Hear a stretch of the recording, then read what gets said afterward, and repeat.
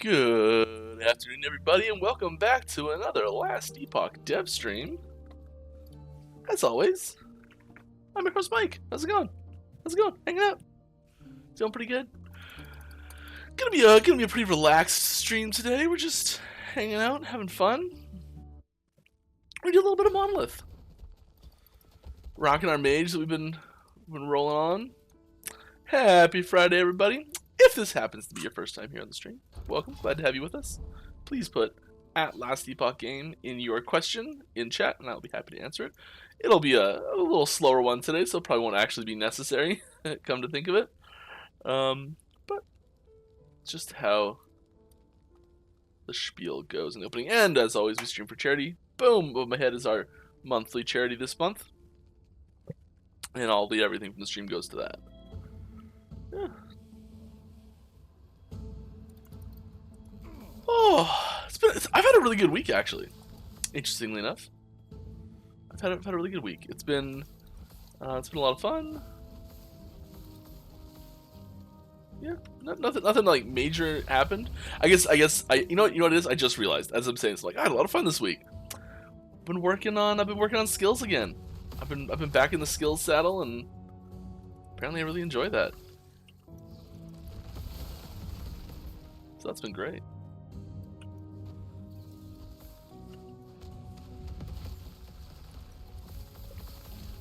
Been working on a new Rune Master projectile skill.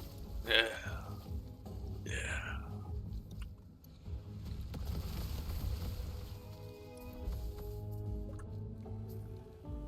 It is Friday. I almost want to like bring some people in to just play with me here, because we're in multiplayer, right?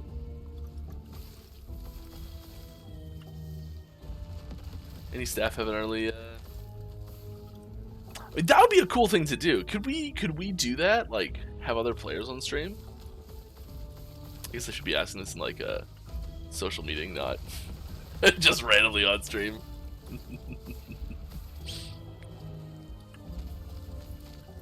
Oh, getting DM now.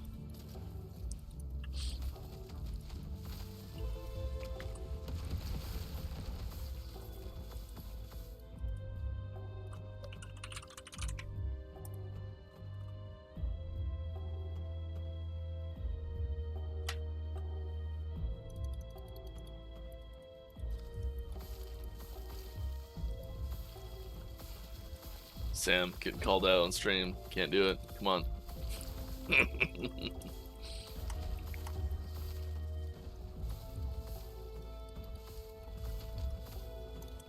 I don't think I actually finished the campaign, did I? Did I finish Majasa last week? I can't remember. Spoiler alert. Yeah, no main quest. I guess I did. Nice. Nice. The other easy way to check is, do I have 1 strength, 1 dexterity, and 1 attunement? Yes. I love trying to sneak in little all stats for everyone. And I've said it before, but like if you ever see like a unique item that's just like got like a random +1 to all attributes on it, that was me.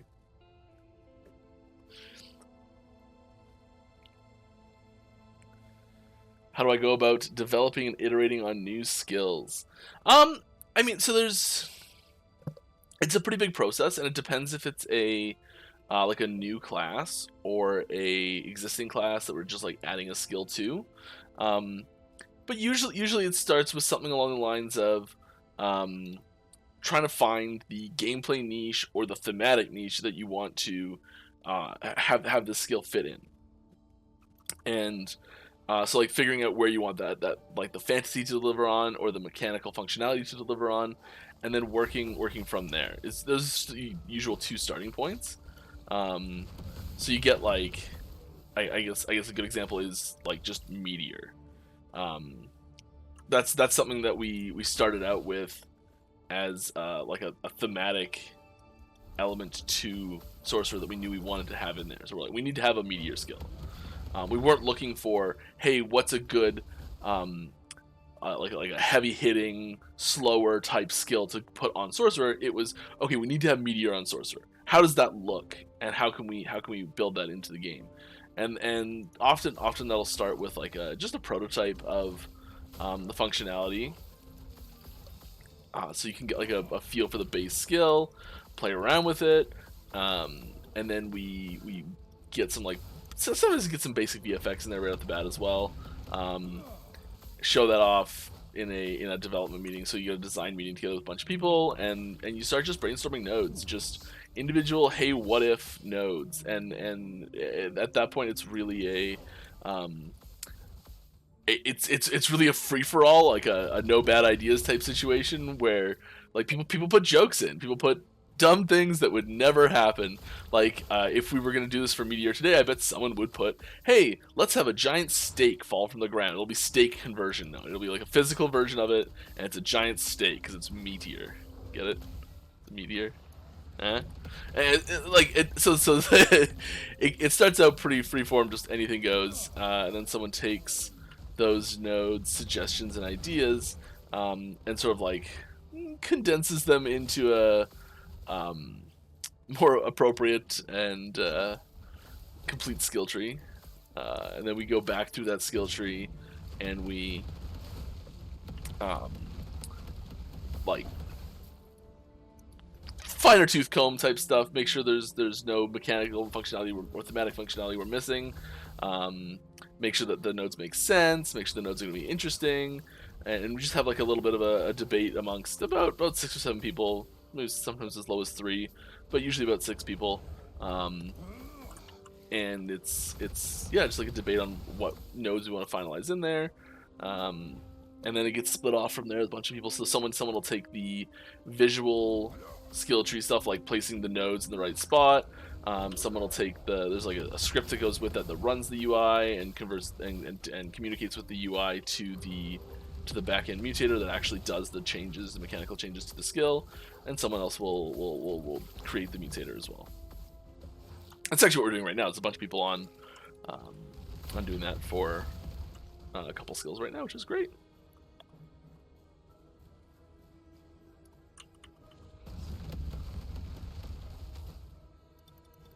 I guess that's a brief overview. And there's tons of steps throughout that whole thing where it's like checks of, is this fun? Do we want to change anything? And like once we get to that tree, hopefully by that point we don't need to have any major changes to it after that. But in the event that we do, it's just kind of going back to the process again. Alright, are you guys planning to add other spicy quest rewards like the +1 attributes? Yeah, I think there's some functionality in the quest reward system that we never really fleshed out that we need to, for sure. And a lot of that revolves around some multiplayer issues that we had early on with it. But a quest reward type that we really need, and we've ideated how to do it a few times and things like that, is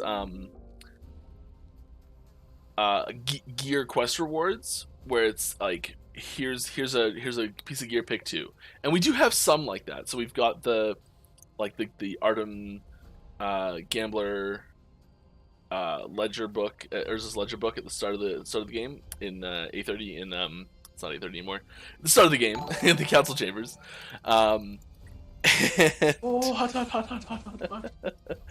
D-Dartix. D-Dartix. Got there, maybe. Thank you very much for the sub. Appreciate it. Hope you're having fun. That's the first one today, I think. That's great. Thank you. What was I saying? I got all distracted there. The hot threw me off. Quest rewards, things like that. Yeah. So, I think there's room for a quest reward style where you're presented with the options in front of you, where it says, "Okay, great, thanks for completing this quest. Here's 4 options. You can pick any one of them. Which one do you want?" And that's the type of quest reward that we're definitely missing right now. And one of the big things that you can do with that type of quest reward that we can't do right now is you can present kind of specialized types of gear. So you could put like a really like a rare item, like an item that is like a yellow item that has maybe 2 fixed mods and 2 random mods on a specific base or something like that. So we could say like, okay, we're gonna make a ring that's like a throwing ring, and it's gonna guaranteed have like 2 mods on it that are really good for throwing builds, and then we're gonna put 2 random mods on it, and it'll generate. It'll generate that item, and it'll be really specific. And anyone who's like a throwing build, especially early in the game when it's kind of hard to get kind of build specific items for less common builds rolling, it'll be really neat to have this item like, oh, this fits perfectly with my build. Now we can't just give that item as a reward because there's so few throwing builds that'll be at that point. So it's one of those things that we need to have options. So like you put like 3 really specific options there, and then one more generic one to sort of catch the rest if you need it or something like that. And I think especially adding things like that to side quests is really good because it gives you this, hey, I know that if I do this side quest as a throwing build, I'm gonna get something interesting. And then maybe some other quests, other side quest has a guaranteed drop for a shield focused build, and another side quest has a guaranteed drop for a minion focused build. And suddenly, if you're like really optimizing a run or like a leveling process, things like that, maybe you're specifically targeting certain side quests because you know they'll have more build specific items for you to help you level faster. And I think it's those like quite often those like little incentives that make small differences here and there for different builds as you're leveling can have a like a cumulative effect of actually making that leveling process more diverse. And I think it's interesting.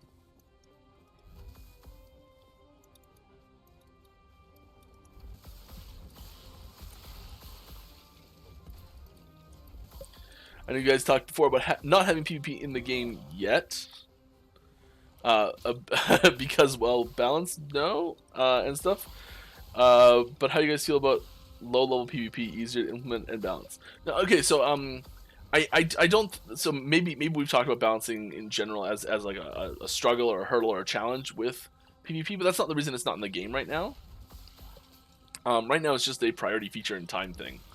I think PvP is one of those things that will very likely get added to the game. I will push for it to get added to the game because I love PvP stuff. I think there's lots of room for tons, like for really fun PvP, and especially like non-traditional PvP modes. That's something I'd really like to see still. It's even something that we had as like an optional stretch goal on our Kickstarter to do. I don't think we got to that one, but like I'd love to see some less traditional PvP modes that cause some creative stuff to happen. There was I've told the story before, but if it's been a while. One of the earliest multiplayer tests we did was everyone had 1 hit point and everyone had fireball, and there was no teams. It was just anyone can attack anyone. It was a big green square, like the whole thing was just a giant big green square. And it was a really early test. It was just like, get in and try and use an ability, and every ability is just fireball, and everything's a 1-hit kill, and it was a ton of fun. So yeah, I think like GoldenEye mods, you know, like Golden Gun mode, Big Head mode. Like I feel like there's room for some less serious, fun PvP modes to slip in alongside some more serious PvP modes. And yeah, balance is definitely an issue, and there might need to be some more creative solutions to balance in PvP, and some of those could be things like even just like banning certain abilities. Like you see this in like TCGs all the time, where they ban specific cards and stuff like that. And I feel like you could. It wouldn't be ideal to ban things, but having like PvP adjusted skill trees is a little outside the realm of I think the amount of work we'd want to put into an initial version of that. Something like that, but I really can see PvP being something that eventually gets added in. It's one of those just like it's not as high priority as updating the end game, as getting new end game modes in, as making the end game modes that are already in there more fun, as finishing the existing classes that exist, as getting trade into the game. You know, like these things are all just more important. And as a like a high time investment, like a man hours investment to get into the game, it competes with those other features pretty directly. All right. I should have looked at a new question before walking. Whoopsie. Oh my goodness. I have a tattoo of D4, and I can 100% tell you that Last Epoch is a much better than D4. Well, thank you. I'll take it. It's probably a pretty cool tattoo. Was this part of the? Did you get this based? What am I trying to say? The D4 like tattoo for a free game promotion they had. Like, did you go get it from like an official partnered tattoo place? Or I don't know how the promotion worked entirely. I would needles terrify me so much that I could never do a tattoo. It's like the bane of my existence.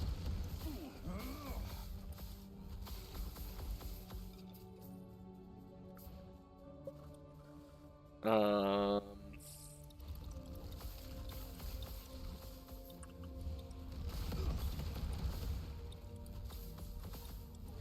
love the guy who brought up the steak idea. I mean, that's been I have no idea what that was. It was that was never actually brought up in a Meteor design planning meeting. I don't think it may have been. It's been so long. It's just sort of a running joke that we have various meteors. Like there was at one point there was a bug in Meteor that caused a wolf to be summoned when you use Meteor. So the skill Meteor Wolf was born. That doesn't get shipped with builds.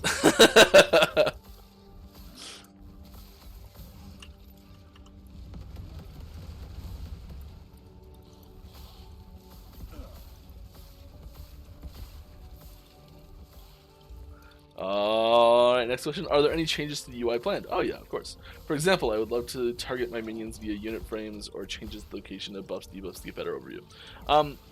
Customizing the layout of the UI is not something we're planning on implementing. I mean, maybe as a very long-term thing, it's possible, but definitely not by 1.0, and not anytime soon after that. There's too much to do in UI realm to make UI customizable. So that we won't be seeing. I can tell you, here's a little teaser. There is some buff element coming that will be displayed differently than other buff elements.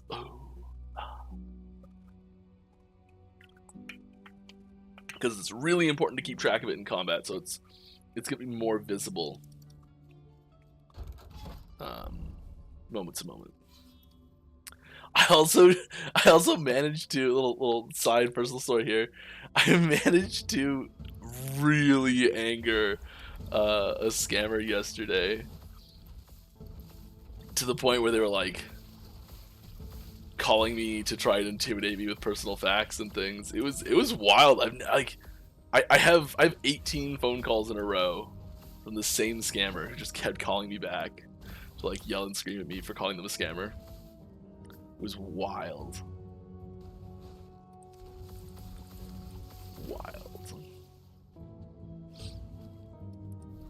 And the initial phone call was just like so innocuous. It was just, I'm waiting for an international call, so I kind of have to pick them up right now. But it was like, oh, sorry, I'm not interested in a scam today. Bye. It was like, that was all I said. Then they like called me back and just like screamed at me. I was like, oh my god.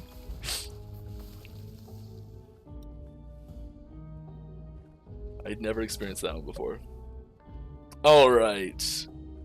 Just curious, if you wanted to add really basic PvP and not care about balance or anything, basically just enable a way for players to damage each other, would that be easy to do? No, it's crazy hard to do. Super duper mega hard to do.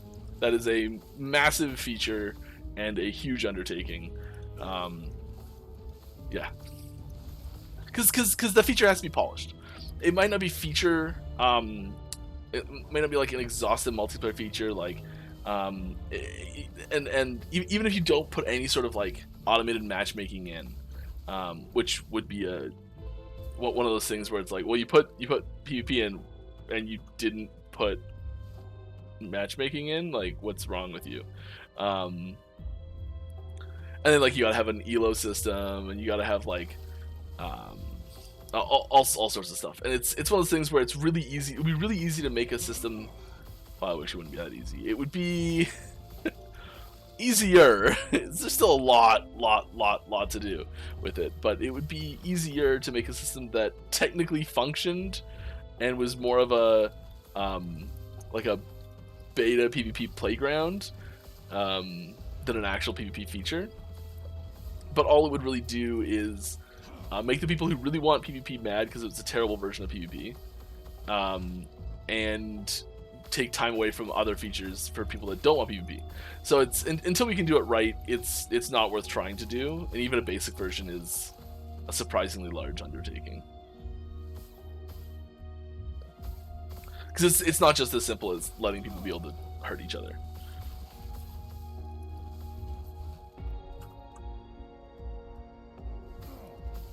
Because that can be done.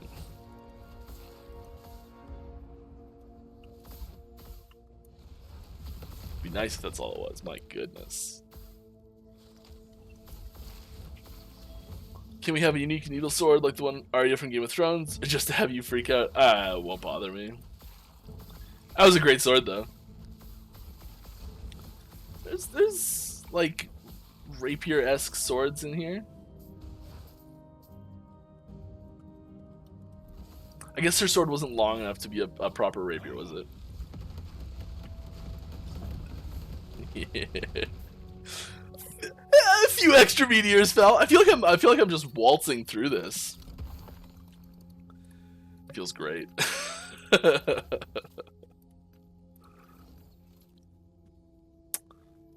No, we don't want that. That's the one we switched out for the one we have. Get rid of that. Just dumping a few things. Make a little bit of room. Oh. It was like, oh, you made space for me. Here you go. This is really cool. The fighting arena for Dancing Strikes. I really enjoy that one. Mark, that's such a tough one to deal with. Just I'm not overcount at all. We'll do that. We're close to having enough to do the boss, which is sweet.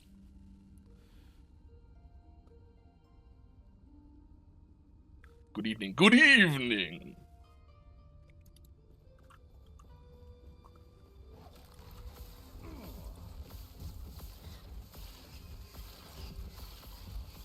Making software that technically functions like 99% of software development? No, it's not. It's like 2% of software development.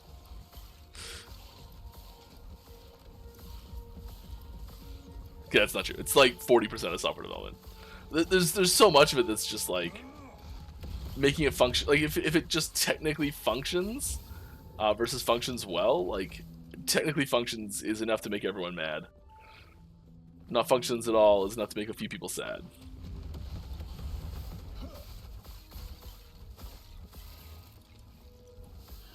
And that makes a lot of sense, actually. Yeah, sticking with that one.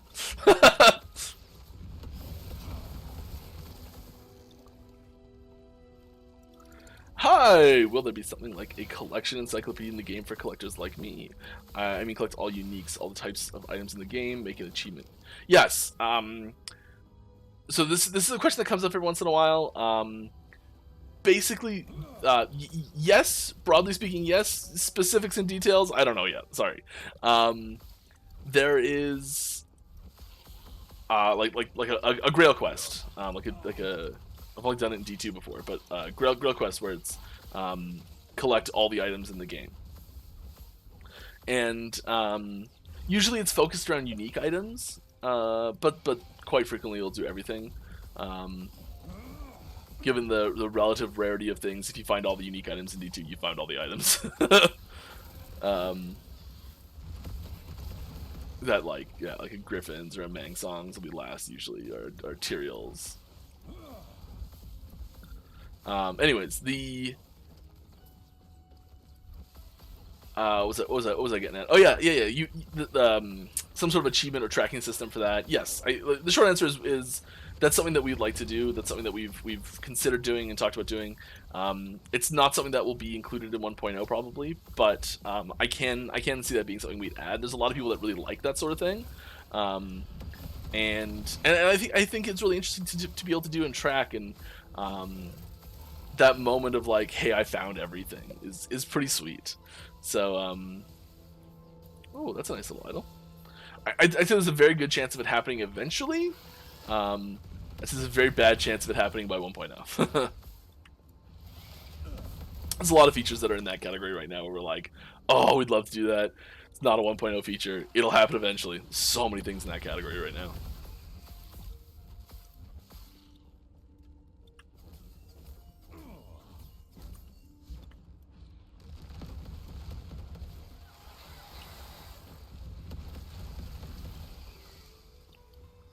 Sure, let's go back for those.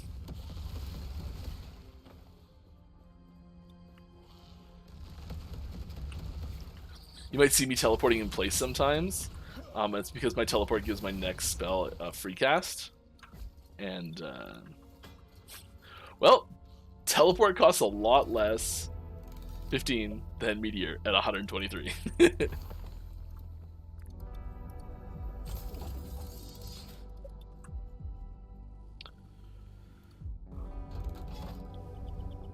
Oh, we're there. We did it. Sweet. Will the skill revamps? Oops. Chat's starting to move here. Hello, everybody. I see we're joined by an influx of people. Welcome. Maybe the counter just takes a second to catch up. Hi, will there be some... Oh, I already answered that. Will the skill revamps / additions be coming before 1.0? For example, Paladin's missing one skill, Shaman's missing one skill, etc. Not necessarily the missing masteries specifically. Our focus right now is getting the masteries completed in. We want to have as many of those skills finished and ready to go as possible. It's really going to come down to how much time... Once we finish the masteries, how much time's left. That's really what it's going to come down to. So as many of those as possible. In a perfect world... In a perfect world, we would launch with every mastery having 5, every base class having 4, oops, and every non-passive, like the add 5 to this, and they'd all look the same. Like every class would have this plus 5 more. Would be the perfect world. Now we're we know we're having to prioritize and everything, and as much of that as we can get done as possible is the goal. The masteries, the missing masteries are priority number 1. Alright, I recently worked on a collaborative project with Unity and GitHub. I now understand how a patch can make everything explode. Best message and good luck for all the video game project managers out there. Thank you. Yeah, there's a lot of things that that can happen. A lot of things you don't even realize can happen until they do. But so I weirdly enjoy the launch process.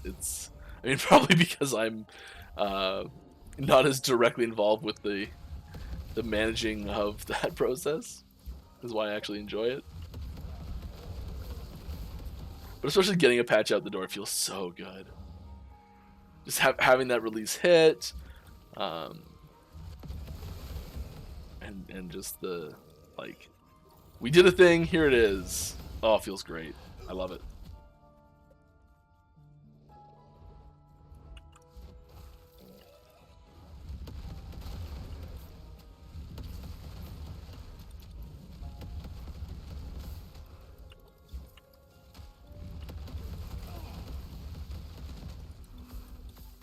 Alright, next question. I started playing your wonderful game yesterday. Awesome. Just getting started then? Cover your eyes, spoilers. Oh. Maybe not, actually, depending on how hard you're going. I have a question. How important do you think it is to follow a build guide, or how realistic is it to make any build work? Thank you. So there's... I don't think you need to follow a build guide right out of the gate, especially if you are an ARPG player. If you've played an ARPG before, to end game. Let's say so. Like say you played one RPG to end game, you can hang here and get to end game without following a guide.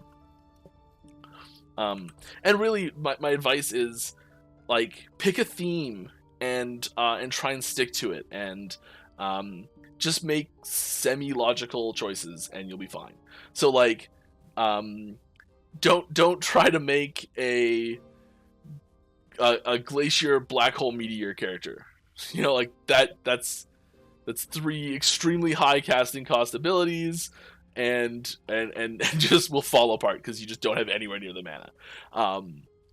Like don't try and make and like some of these things are stuff you'll have to learn, but like don't try and make a build that's like deals damage with snap freeze that by default does no damage. You know, like as long as you're not taking some, and these are things that probably I'm saying them and someone's like, I can make that work. Yeah, okay, fine. But as a new player, pick something logical. Pick something that seems like it works well together. Like pick 2 lightning builds, 2 lightning skills, or two fire skills, and then like just get fire gear, and you know, like things will start to click naturally. Maybe like just kind of be a little more freeform with it, and if you find a unique that sounds cool, like build around that and focus on the unique. I think as long as you're even remotely trying to make decent decisions, you'll be good enough to get through the core of the game and get to a point where you can like learn and grow and expand your knowledge on things, or look at a build guide if you want at that point. But I do think that process of exploring and experiencing the game, sort of raw, blind, whatever you want to call it, I think is quite valuable. And there are tons of awesome build guides out there from lots of great community members. If you're the type of person that really likes a build guide, there's nothing wrong with following one at all, and go for it for sure. And there's lots of great starter build guides out there. There's several content creators that have like new player tips and tricks videos, even, where it's like not a full build guide, but it's like hey, here's a cool piece of information that'll help you make your own build, type things as well. And or like here's some general advice on how to start out, how to approach things. Like, okay, most of the time when I'm building a character, like this is probably something you'd find in a video like that, is that they'll say something along the lines of, hey, go into a skill and type damage and see what nodes light up, where you're gonna get more damage coming from, like where you can be able to say like, hey, here's a bunch of damage, right? Like here's damage, that's not a good example. Yeah, like there's like find the damage nodes and take them. You know, things like that. Yeah, I think it's very realistic to kind of just wing it and go. Like, so I do have a little more experience with this than a new player for sure. But like the build I'm playing right now is I'm just winging it. I am not following a build guide. I didn't do any research beforehand to see if this would work. I do know that there's a staff I'm really looking for. There's a set staff that will convert Meteor to be a lightning spell.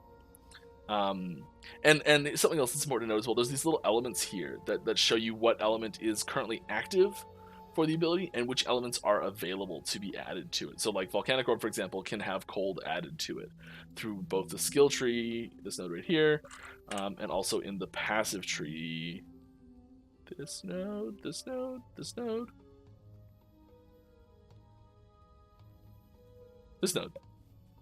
Most of it like 3 times. Yeah, so there's a little bit of hinting what can be done if the conversion happens through an item that doesn't appear here. So Meteor can be converted to lightning through an item, but that doesn't appear here. Maybe it should though. I don't know.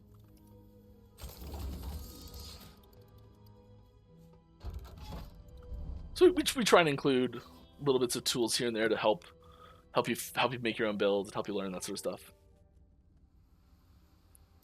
But if you try and make a spellcaster, I don't know. No, that would probably work actually. If you try and make a fire,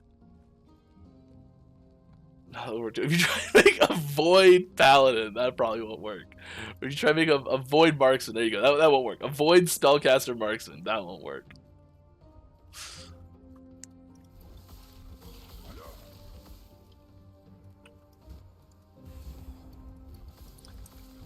Yeah. So just lean into the thematics, and you'll generally find a lot of support on like through items as you're playing the game.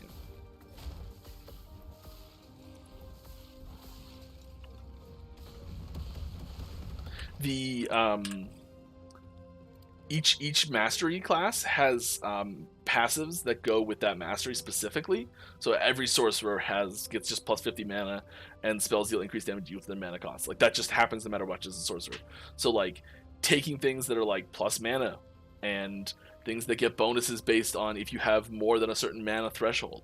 Think like stuff like that. Like lean into that that mana theme. There's a these passives here are generally pretty signposty on what the overarching gameplay for that mastery is going to be.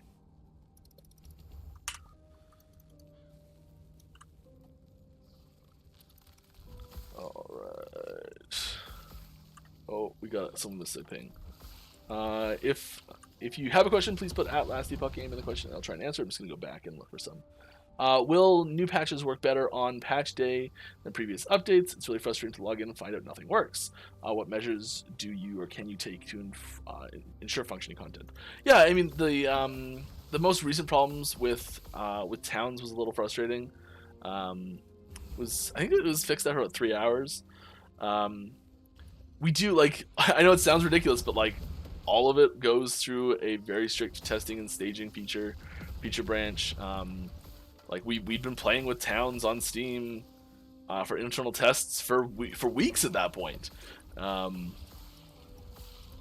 we just took the build that was working great on our development branch and moved it to our production branch, and it didn't work. You know, so there's sometimes there's things that we can't test for, and sometimes there's things that we get that get released that unfortunately shouldn't have been, which sucks. We are, in the light of the most recent patch release and the problems therein, we are putting the cutoff for content earlier than it was last time. I mean, even earlier than last time. Like we moved it up last time, we're moving it up again. We're gonna expand the testing circle earlier and bigger, getting more people in earlier, you know, that sort of stuff. So yeah, there's steps we're taking to improve that. There's a few other things behind the scenes that I'm not gonna tell you about, unfortunately. Sorry. Yeah, it's one of those things that we're learning how to improve that process. This was our second multiplayer patch launch ever, like major multiplayer patch launch. So I think there's still a little bit of learning we have to do in how to optimize that and improve that process and all that sort of stuff. So we'll get better at that as time goes on.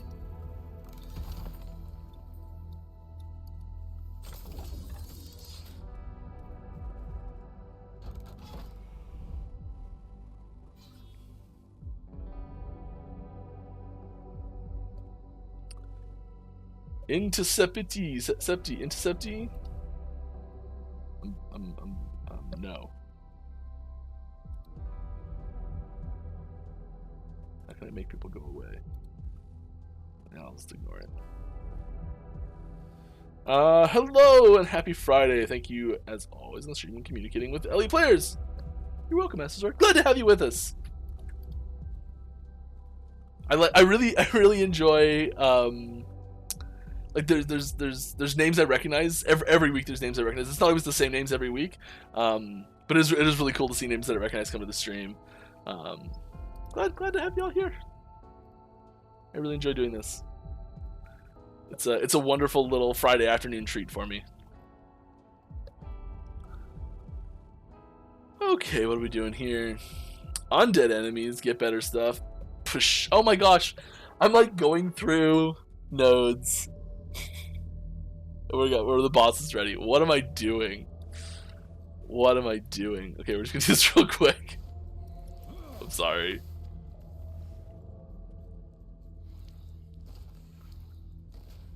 This is what happens. I get distracted. I end up on autopilot. And I get distracted, and my goodness, it's hot in here.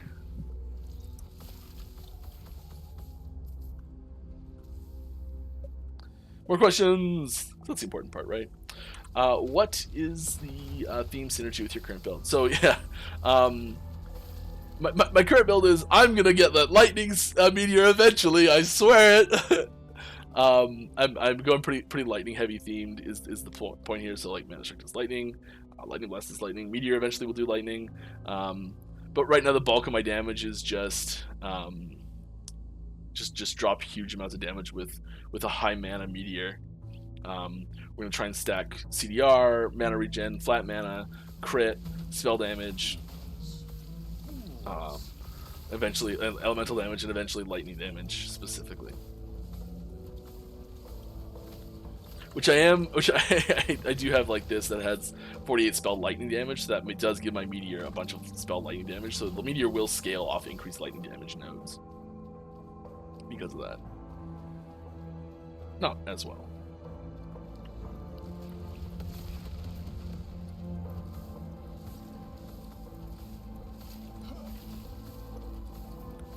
But meteor does have an added damage modifier that is positive, so it actually applies more than 48 to meteor. Oh my god. Alright, next question. In general, is the LE development rate looking like it will make 1.0 launch at the end of this year? I don't know enough about the I guess the production management side of things to like give an accurate assessment myself. From what I can see, I think so. I'm confident. I'm hyped. This is put this way. I'm still telling my friends that it's coming this year, but you know, like I don't have the info to give a hard like I know for sure or anything like that. You know, something can always go wrong. A big part of that is going to be if we can stick the landing on a lot of the multiplayer features like was mentioned earlier. Turning mace, not quite. This is such an interesting mace. It kind of just doesn't quite have the niche that it needs to fit. And it's just a little. There's just a few stats that are a little over the place. It's an interesting thing actually that I've noticed is that say you have an item that has so you see like the max power budget for item, usable power budget for item is 100%, let's say. And that's like, say you've got, I don't know how to say it. Say you've got a build that has, or an item that has, like increased fire damage and increased void damage, and there's almost nothing that uses fire and void damage together. I mean, bad example, necrotic and fire damage, necrotic and void damage. I don't know, some combination of damage that's just like those don't happen together in the same build, right? And so like maybe if they could happen on the same build, that item would become overpowered. But because those two pieces can't ever happen on the same build, you can actually put a higher power budget on the item overall and have it kind of work in two situations. I guess a good example of this actually, there's a pair of boots that specifically calls out movement abilities on 5 different classes. So realistically, only like one of those 5 mods can be active at a time, right? And so there's this sort of interesting thing where the total power budget for the item, if you could use the whole thing, is way higher than normal. But because you can't, it actually is balanced still and it works fine. It's actually maybe a little underpowered right now. Ooh, there's that big mana that we're talking about. That'd be great to make into a legendary. That's awesome find. And anyways, what was I getting at? Oh yeah, and sometimes I think that if part of an item's power budget is being expanded above 100% to include mods like that, it can actually take away from the perception of how powerful that item is because it has wasted stats on it. even though they're not really wasted because they're not accounted for in the budget for the build you're playing. Just the fact that it has those apparently wasted stats, I think, causes a real problem for the perception of that ability and the enjoyment that players get out of having it, because they are wasting, or it feels like they're wasting part of the item. And I think this is one of those items that kind of falls victim to that a little bit.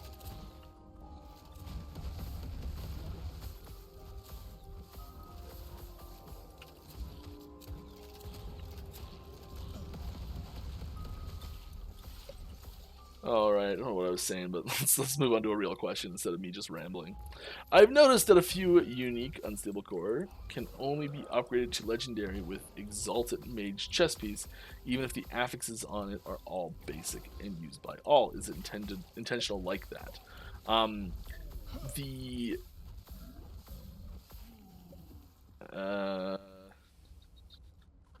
base type.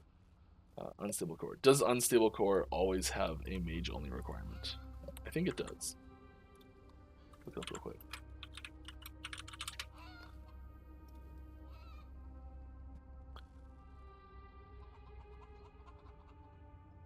It does have a mage requirement. Yes. Okay. Required class mage. So as soon as you have like required class mage in the in one item, like this, for example, says required class mage in the bottom right corner. The only thing that can go into the Eternity Cache with is something that either does not have a required class or has a required class mage. Period. No matter what. It doesn't matter if the nodes could theoretically be transferred over or not. If the items have conflicting class requirements, they cannot be placed in the Eternity Cache together. Period. It doesn't matter if there's no actual way for the Eternity Cache to create a conflict or not with those items. As soon as the items have conflicting class requirements, there's a hard no check. It's just like, not happening. And I think that answers your question. If it doesn't, please ask it again.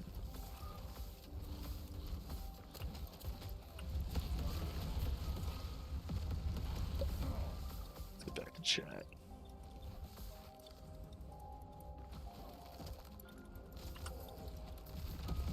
Is Towns up? Not yet. Wish it was. Said. Will there be a dev stream that is just pushing Arena for leaderboard? I mean, I'd be down to do that. I don't know if that's something that people would prefer to see or not. I mean, I guess it doesn't really matter what I'm doing, right? As long as I'm answering questions. So yeah, I'd love to do that. I actually, you may notice that I pick a lot of arena nodes in the monolith when I'm going through that, which is something that most people will avoid pretty heavily. I actually like the arena nodes, so that's why you may see me pick a lot of them. Because it does actually say, if you don't know, in the monolith, the nodes that are going to be arena nodes actually say like something arena in the name, so you can actually tell it's going to be an arena one before you even click on it. Which I think is pretty neat. Will 1.0 have any new features that will shock players that they weren't expecting? I hope so. I think they're like some people won't be shocked, that sort of thing. But I'm sure some people will be.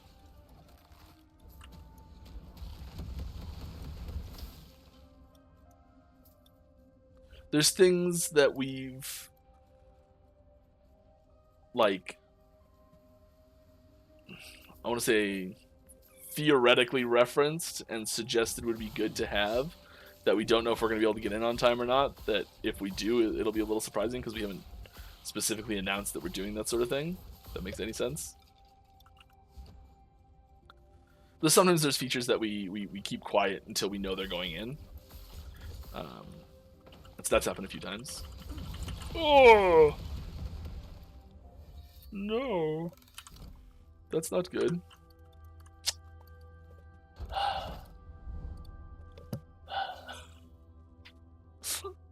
Just never gonna get through this.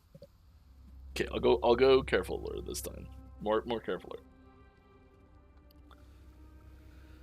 alert. drink some water.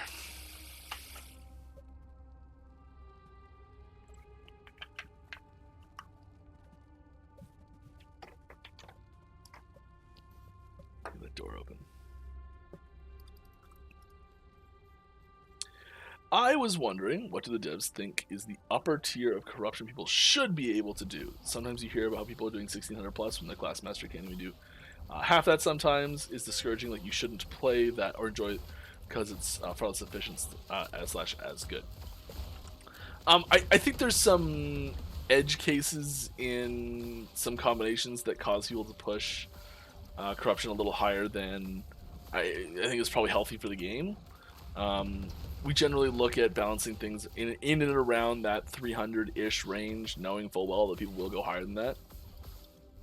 When I see people with like builds that can hit 1600 and 2000, I've seen a couple of them, and you're like, that must have sucked. Like that must have been kind of a brutal grind to get to, which I think is the main problem with that, less so than the rank envy, so to speak. And more of just the like, that's a brutal grind to hit that much corruption. I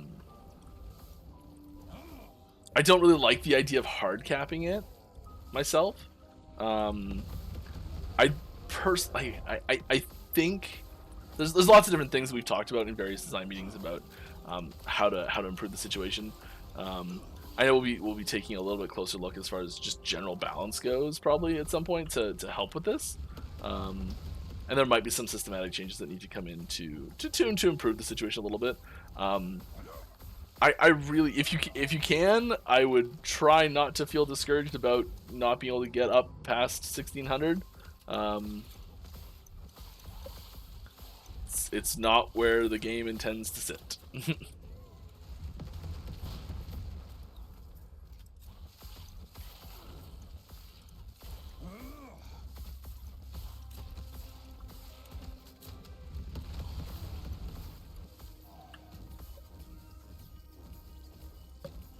All right. Did I miss a question?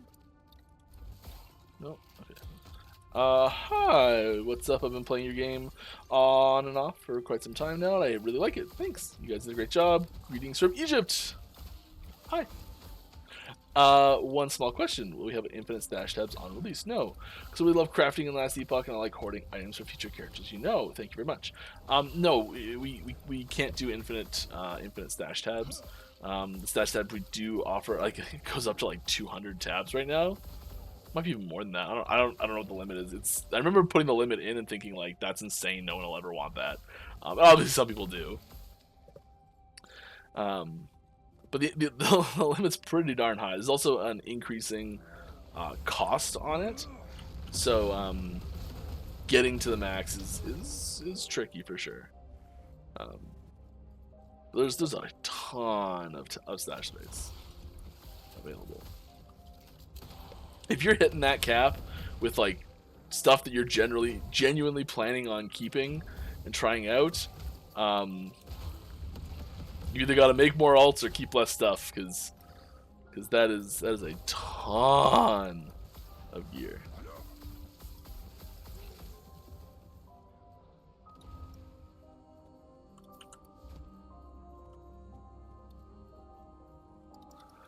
Any sort of item sort of limited. Oh, those sort of items sort of limit design space in the future, though. Oh, this is talking about the items that can sort of bridge the gap between multiple situations that they're good in. Say if I have some item that exists, then you can't introduce a fire void skill in the future without reworking that item. Yeah. Yes, I think I was being a little. I was trying to be a little generalistic, a little simplistic, I guess, in the example. There aren't that many situations that it causes a problem with, and usually they generally tend to go in situations where those combinations are something we don't anticipate using for a very long time, if at all. And if that situation comes up, rebalancing one unique to work with a new skill that comes in is not that big of a deal, really. Maybe it just gets broken up into 2 uniques at that point. Not a big deal.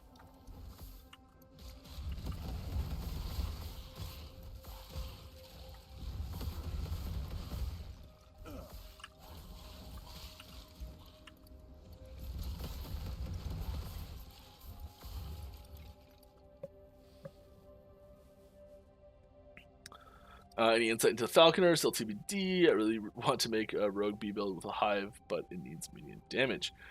It'll be ready when it's ready. We're no updates on Falconer at the moment. Hey Mike, is there a way to take the auto aim out from marrow shards? I don't think so. Tag reminders. Yes, wonderful. Thank you. Please tag at least. Please tag at Last Epoch Game if you would like your question answered.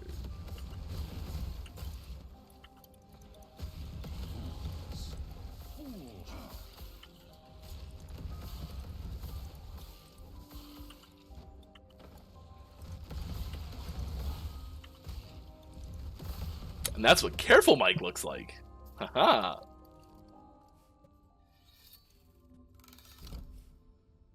Can't make more alts, already the cap for a week. Yeah, that cap does need to get increased as well.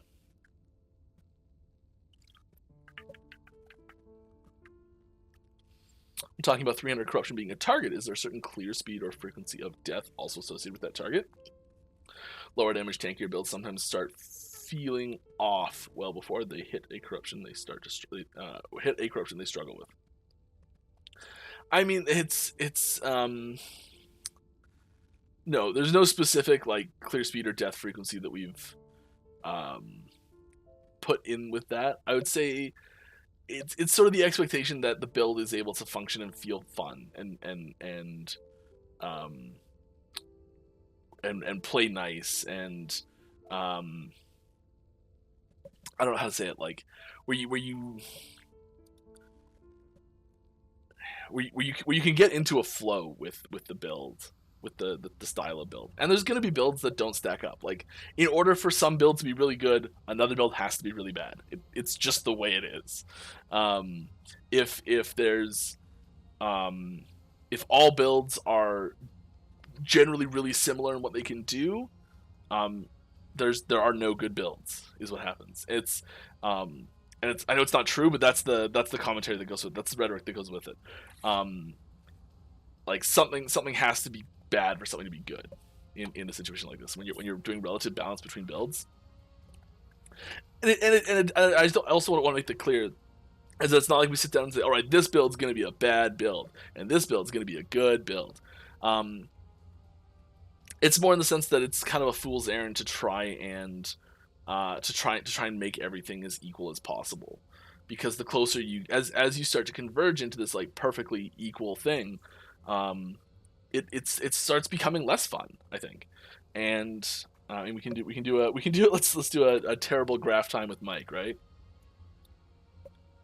And you get your, I don't know how we're gonna do this. It's gonna be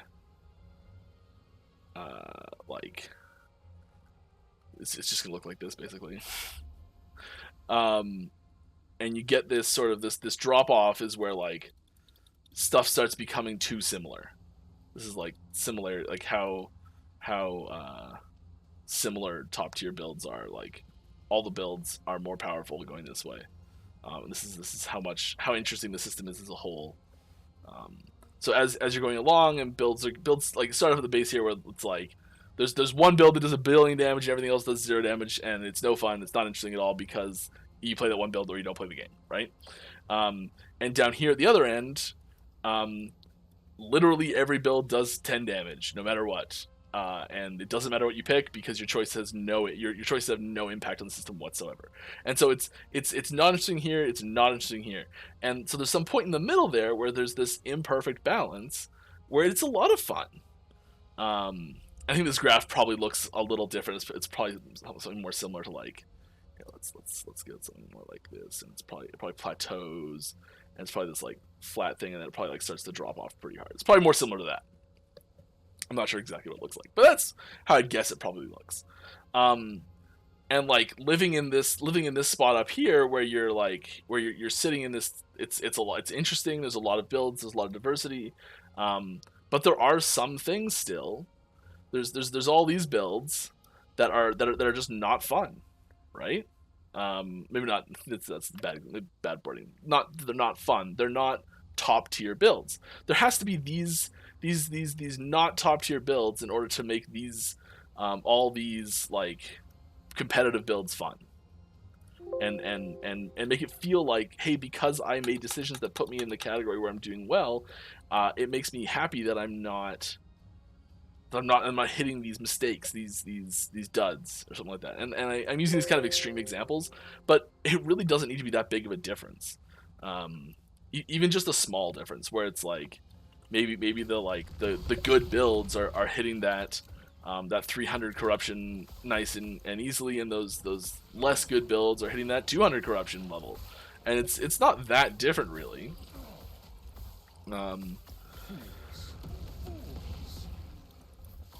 But you're still getting those differences, those achievements that are higher because you've made decisions that make sense. You've found some sort of synergy that works well together. You've crafted your build carefully, and it's doing well. It's doing more damage than rolling a dice and picking skills that way. You know.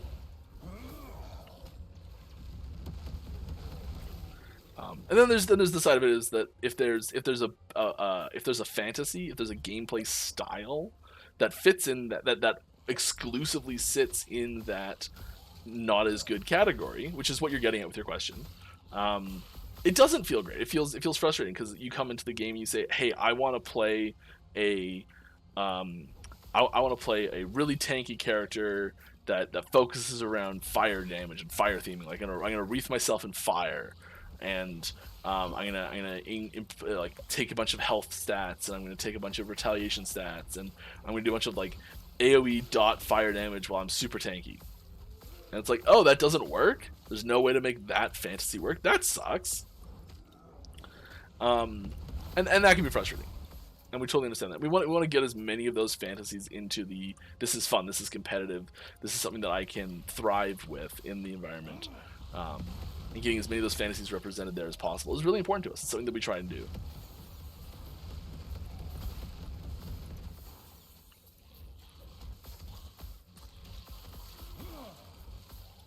But making sure that every single form of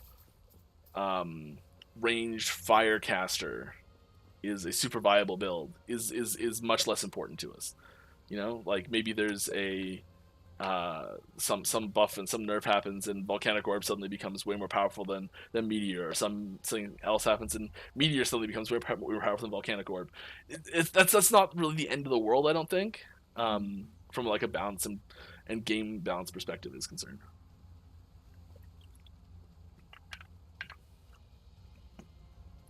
Having that happen at a key moment in a race, that sucks. And we'll try and avoid that as much as we can. So something like that would only happen in an extreme case where we're like, oh my god, something has to happen. This is degenerate. It's forcing people into a build crafting or like a build playing system that sucks.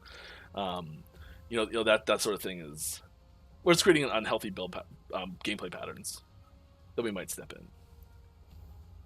But we really try and avoid taking stuff away whenever we can.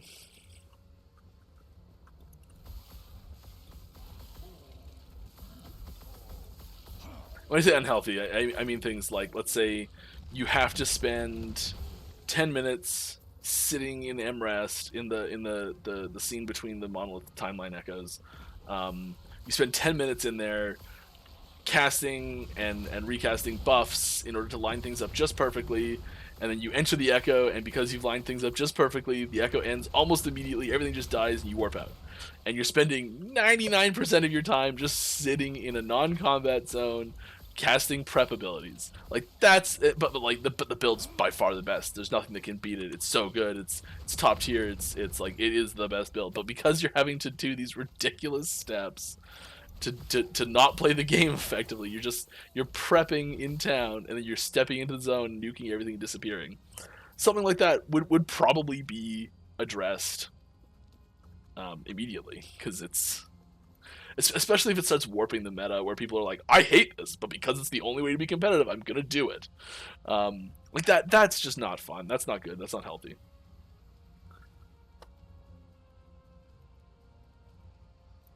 Yeah, let's get a little word retention there.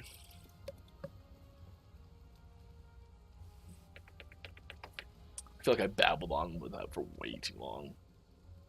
I hope that answered your question. In regards to the capping of stash tabs characters, what's your plan after 1.0 happens? Along with new cycles and standard stash and characters, will it be added to the pool or will it overlap? I don't think we actually have a finalized version of what's going to happen here. I expect it will be a remove only situation where you'll be able to you'll like your cycle characters get weaved into standard. When that happens, you all of your you'll have a bunch of stash tabs that you've been using in the cycle, and you'll probably go to your stash, and they'll be in a remove only stash tab or something, and you'll be able to take those and put them into your standard stash tabs at your leisure. Would be my expectation. But subject to change. Are there any future plans for more elemental conversions, like new sets, specific uniques, etc.? Oh yeah. Can we assume that Falconer is similar to Ragnarok Falcon class? If you know the game, I don't know the game. I'm sorry. And if I did know the game, I would tell you I didn't know the game. The details as to what's going to happen with that class functionality-wise is a closely guarded secret.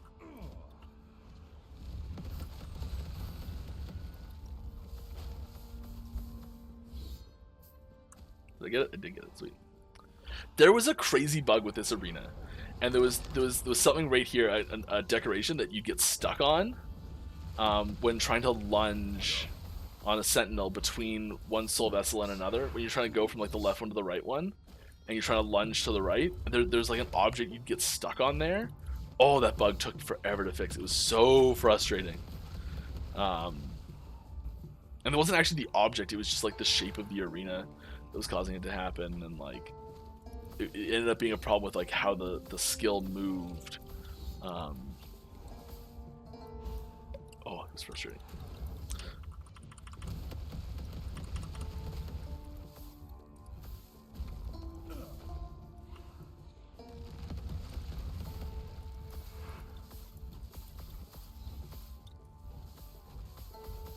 Next question. I'm doing this. Oh,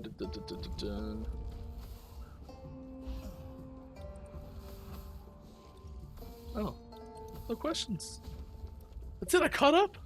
That doesn't happen very often. Usually that's like an end of stream. I'm struggling to catch up, and I catch up. Wonder how that happened. I guess I need to babble more, don't I? Might be a weird thing to ask for, but I would like to have some option for in-game chat. For example, messages fade out way too fast. Oh, like some UI options just on the visual side of things. Yeah, I mean, if you've got a suggestion or something that you'd like to see in game, we've got a suggestions and like to see section of our Discord and our forums that there is space for you to do that on. People check that and look for ideas and things like that every day. Just go on, toss it over there, and someone will at least look at it. I love this so much as a boss drop from the first like monolith boss. It's such a like, it really signposts stats that you're gonna want later in the monolith, where it's like, hey, you're gonna want a lot of health. Hey, you're gonna want 100% crit strike avoidance. Like, these are things you need to get in the monolith.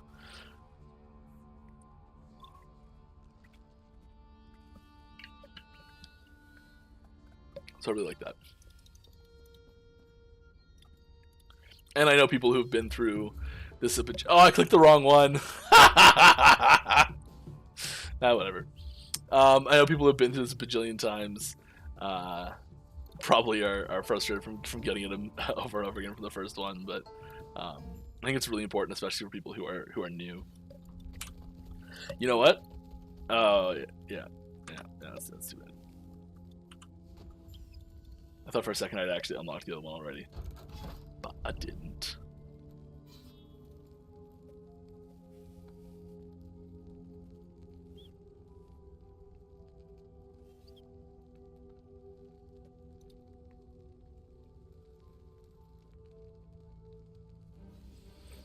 Will multiplayer be looked into more into loading times and bugs and more endgame stuff other than node system? Yeah, that's most of what we're working on right now.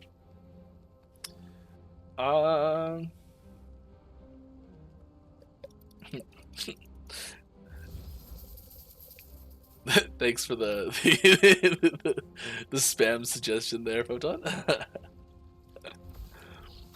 Alright, when it comes to how budgeting and complexity of uniques, does level and rarity factor in? Absolutely, yes, definitely. Level I would say more so than rarity, but yeah, rarity factors in too, yes. For example, are rare and or high level uniques allowed to be more complex because players will have a minimum amount of time with the game to find. By complexity, I mean either more text or complicated use cases like drawbacks. Yeah, yes, to all that.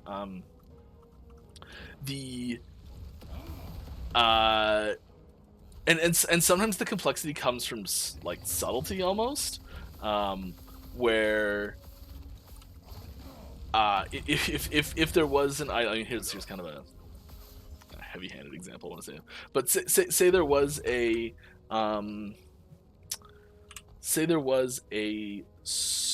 wand, a level 1 wand that could, say Alchemist Ladle had the ability, the stat on it, your lightning blast does 100% more cold damage, and you look at that and go, lightning blast is a lightning spell, and if you go to lightning blast tree, oh, it is here. Originally it didn't have it here. Dang it, my whole point is ruined.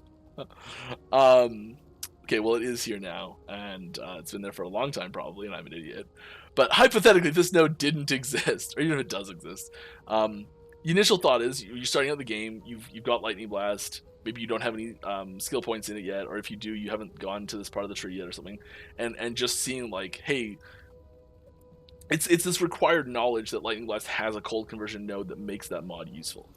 And if you haven't played it all, or maybe you don't know that conversion nodes exist even yet, things like that. Like it's that assumption of prior knowledge or game knowledge that we're like, hey, it needs to have this much game knowledge to work, is usually something we reserve for a little bit higher level and or rarity items.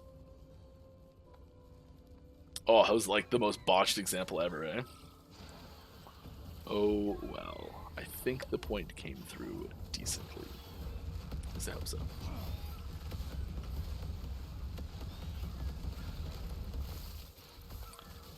A little exalted axe there. Not a great exalted mod, but not terrible. Give me that experience. Experience.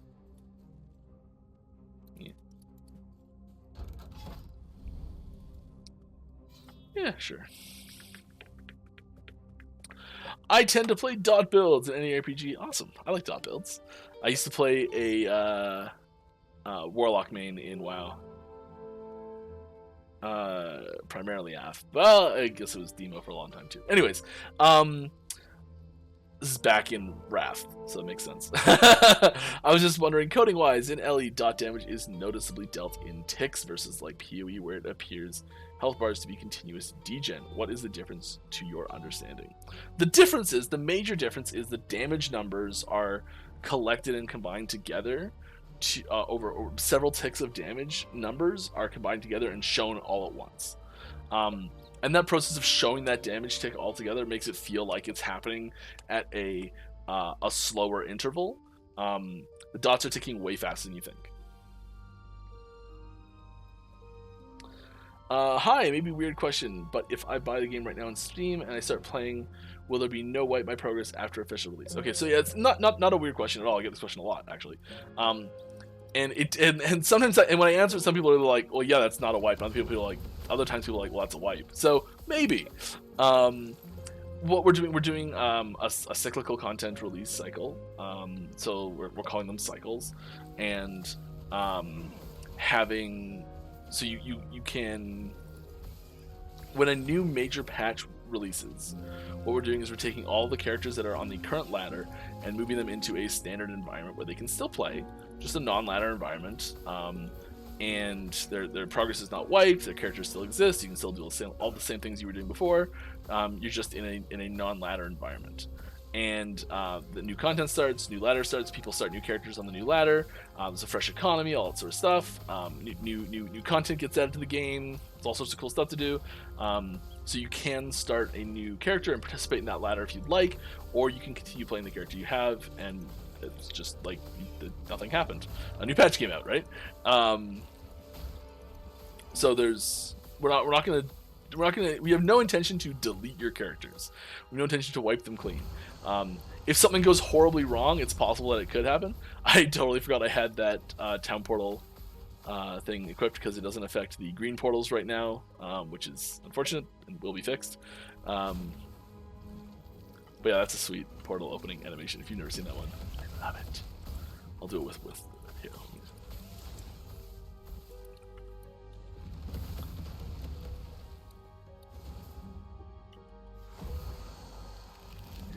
Yes. Lovely. I think that's the best one so far, in my opinion. The void one's really nice too. That one's my favorite. It was one of the first ones that someone like that was ideated and suggested in the initial like what sort of unique portals do we want to make. That was one of the first ones that was suggested, and everyone's just like, well, yeah.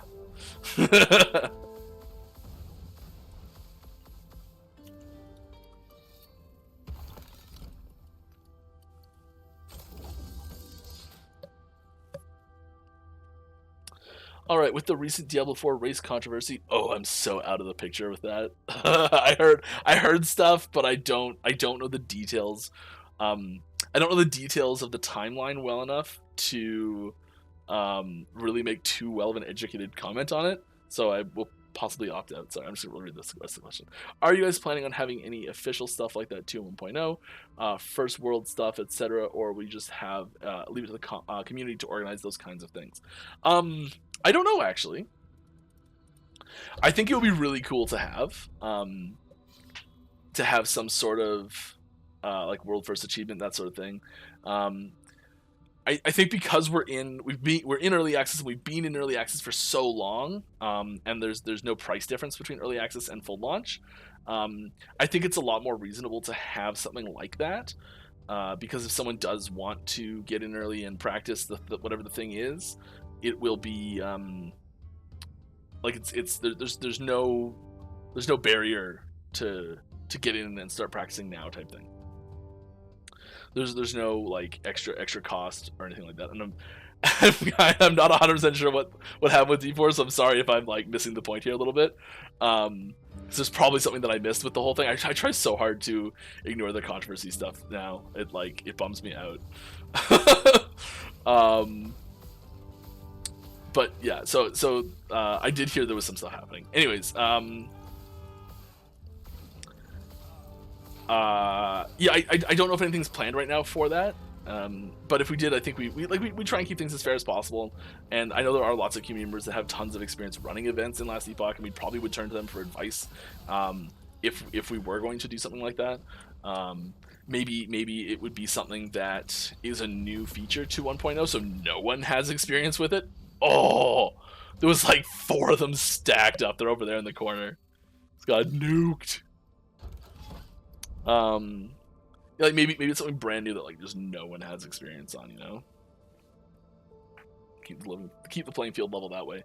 It would be important to keep things as fair as we can, and there's probably always going to be someone that has some advantage on it, and it's like it's hard to do, but it's at the same time it's engaging and it's fun and it's interesting and it's like it's cool to have these challenges and that drive people and you know, like you get there and people that succeeded, it's like it's fun, it's interesting, it's meaningful, it's cool. Like I have a my WoW account that hasn't been active in years, but like there's a world first achievement on that account, or not world first, sorry, server first, sorry.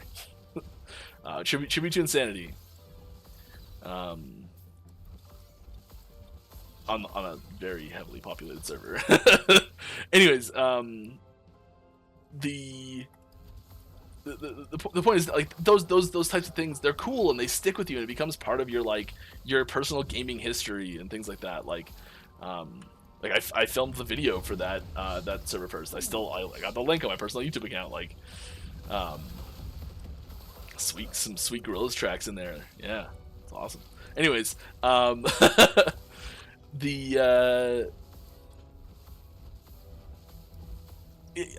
think that stuff's awesome, and I think there's ways that can hurt that awesomeness, and hopefully we don't fall into those traps. Have I looked into our tested deal before yet? Thoughts? Yes, not a ton, not as much as I want to, not as much as I will. I think that there's like there's so many things that they do so well, and like there's a lot of standout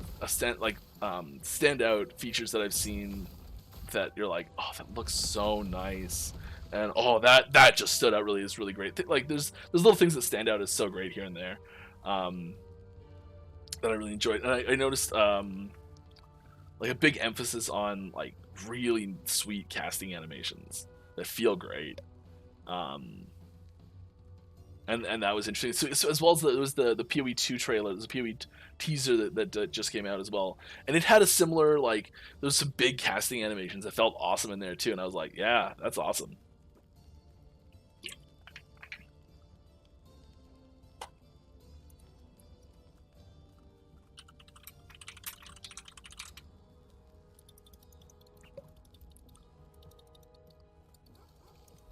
All right, kind of like how Meteor has a more none fire damage node, but no conversion on the tree. So, so once you find Electro Staff, it clicks. Yeah, or non fire damage. Yes, sorry. It also has physical on it, I think. At least it used to. Warlock main here as well. Yep.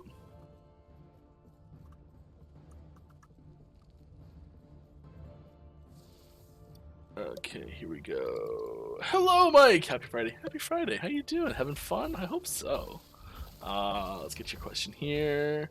What are your opinions on making the corruption scaling in endgame more tiered, like the dungeons? I think this would make it more easy for players to understand where their characters currently are in terms of power. I think it's I think I think we've had a few debates on this topic internally over the last year or so, and I think there are positive and negative things to it.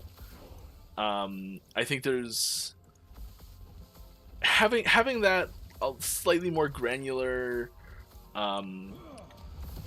like control over what your corruption is, and that constant like, hey, it's just got a little bit harder, just got a little bit harder, just got a little bit harder, and those like it's getting there, that like that steady progression is really good and healthy. I think it would really help to have more clear breakpoints. And breakpoints might be the wrong term, but more clear like stages and tiers for corruption, and maybe that looks something along the lines of like once your corruption hits 50, something happens. Once your corruption hits 100, something happens. And there are some of those already. They're not very well communicated to the player at the moment.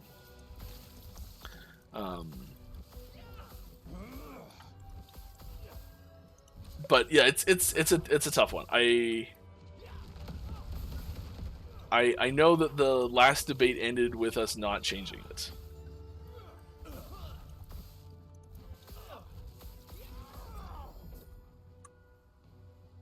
Ooh. 2 are not doing damage. Elemental damage over time and crit strike chance. But oh yeah, okay. Do we try and take the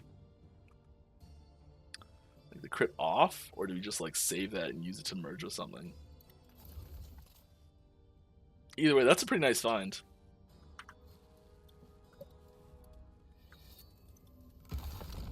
Yeah, give me that Ascendance. Wait, can Ascendance hit set items?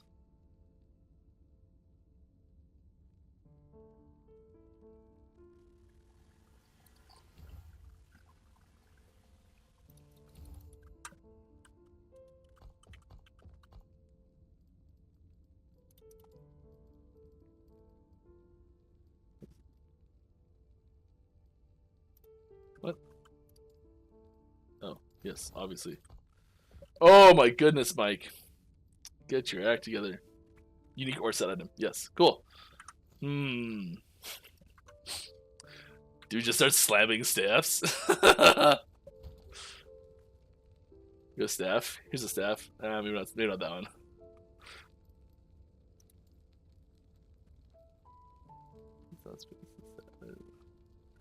Big lightning damage on it again.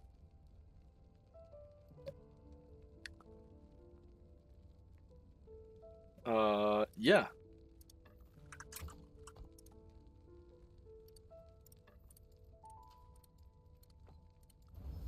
Damn. It's worth the shot. I'll get it. I'll get it. Don't worry, I'll get it. All right.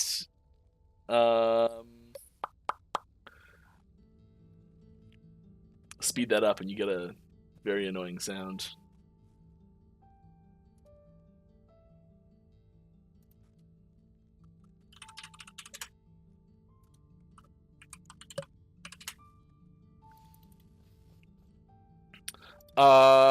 Right. New chapter 1 is great.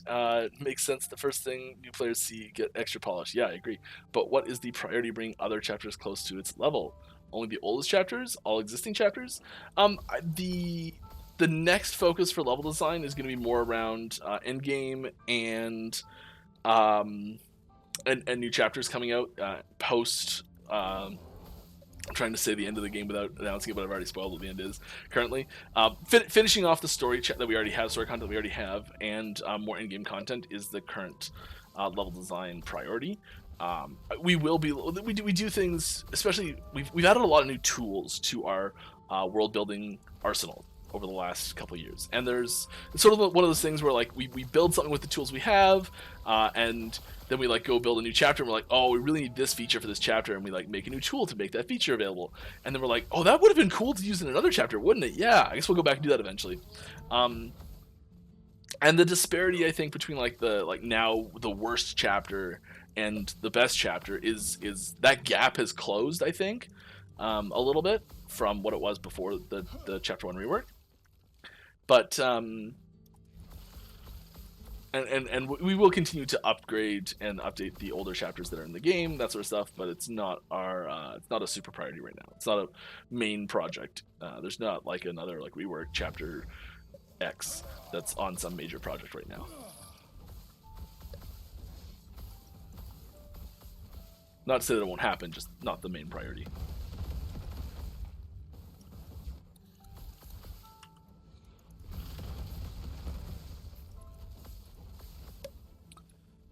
I love the game, but ran into a bug. If you have a bug, please head on over to our bug reports forum so someone can address it for you. You have a problem progressing a timeline. Yeah. How do you report that? Forums. Head over to the forums. There's a bug report section on the forums. I think you can possibly type !bug into chat. And it will actually give it to you. You can do that in our Discord, and it'll give you the link there as well, depending on what you have quick access to already. Yeah, I think the splinters on the far left are physical. Ah, yes. Oh, yes. Love the game. Thank you.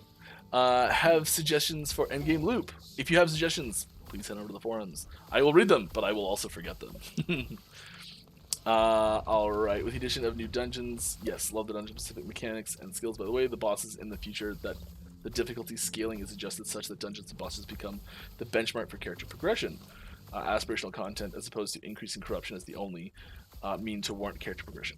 So we actually have a different plan to achieve the same goal you're trying to achieve. So, no, yes.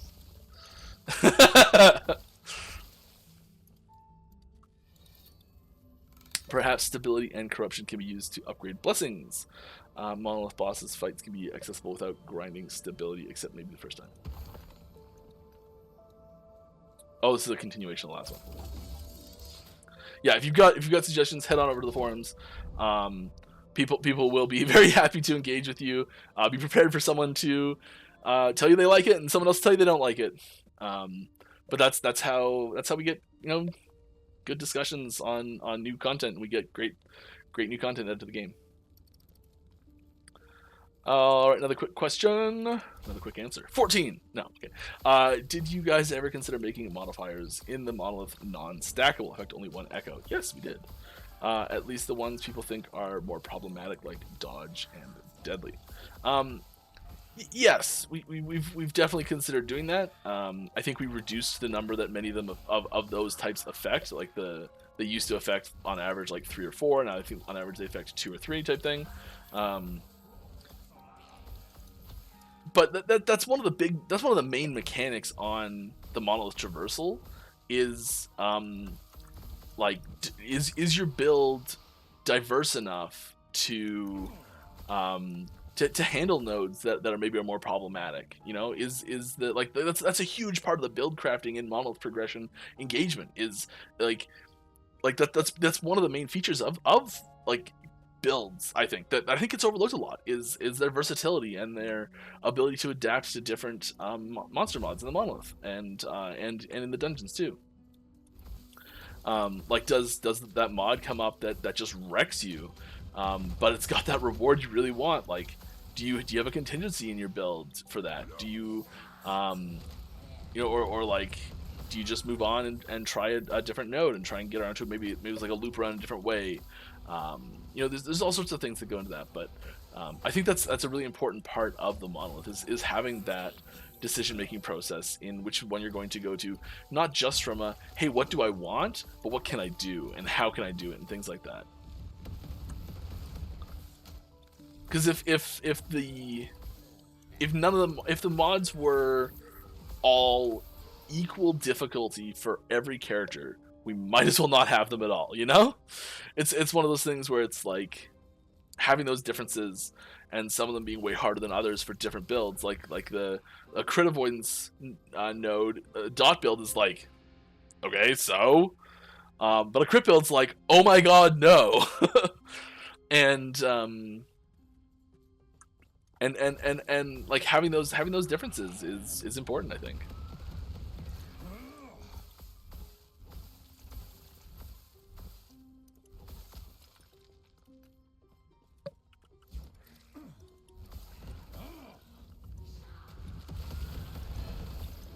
Gloves. Ooh, got Weaver's Will unique. Yeah.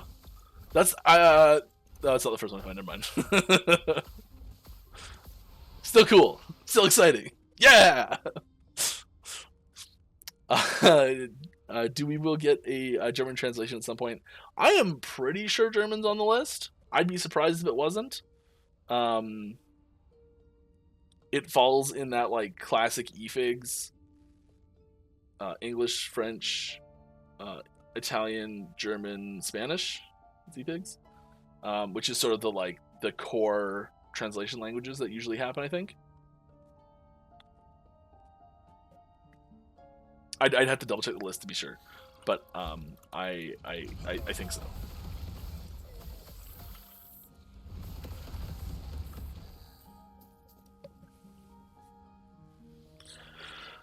Please let us speedrun the campaign in online at some point. What? Currently we can't since solo mode is replaced by SSF?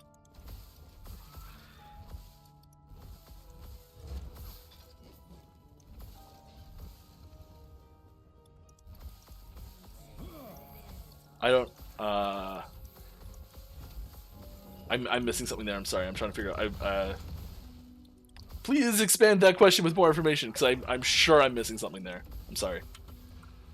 To read the Steam forums, I have. I do not anymore.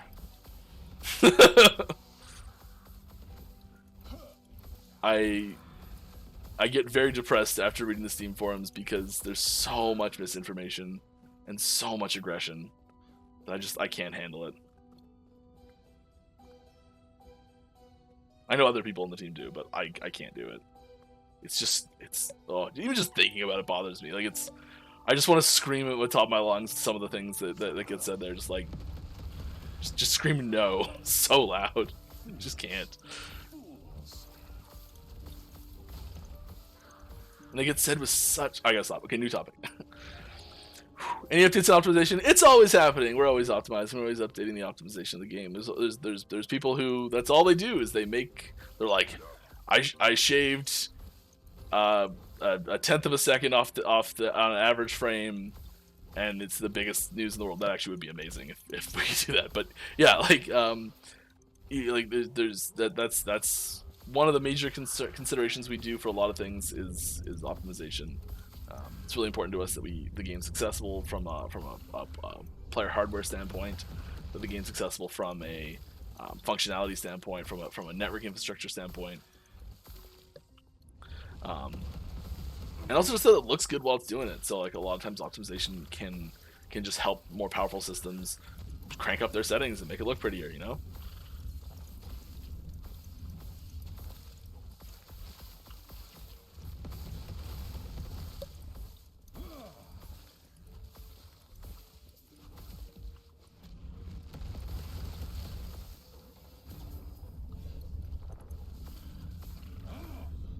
All right, next question.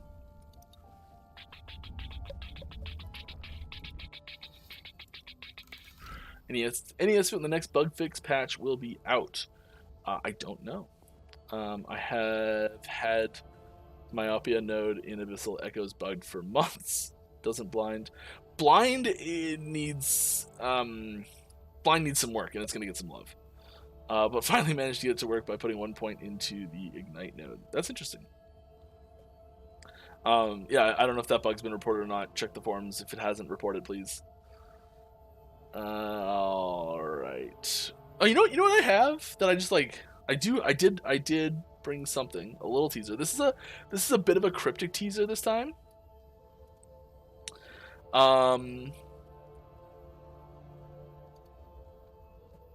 It's a bit of a cryptic teaser, and it's actually a little snip of a bigger picture that I'm sure you'll get in some sort of social post down the road. But this was, I got this handed to me for the stream. I was a little teaser to show off, just getting some experience behind that right now.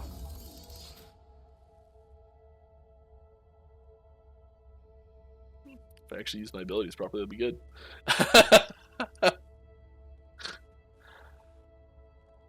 Correct. Oh, you can't reset crafting materials in online since 0.9 with the change in solo mode becoming account found mode. I understand what you mean.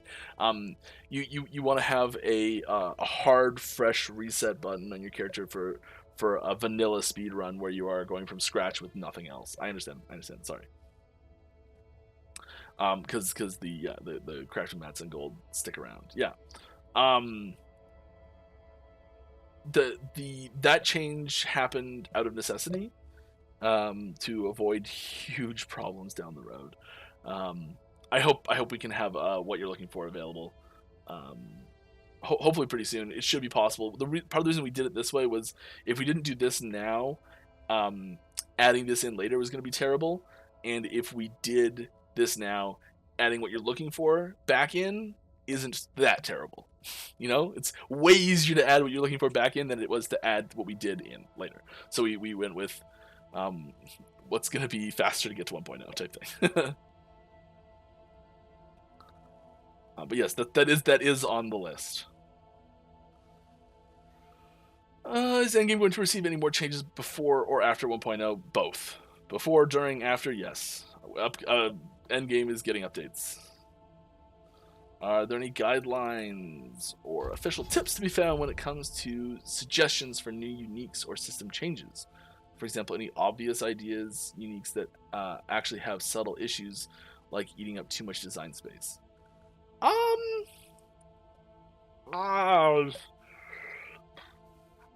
if I was going to give tips for... I'm going to take this off the screen and get going back into a echo while I answer this question, because this is a sweet question. I like this question a lot.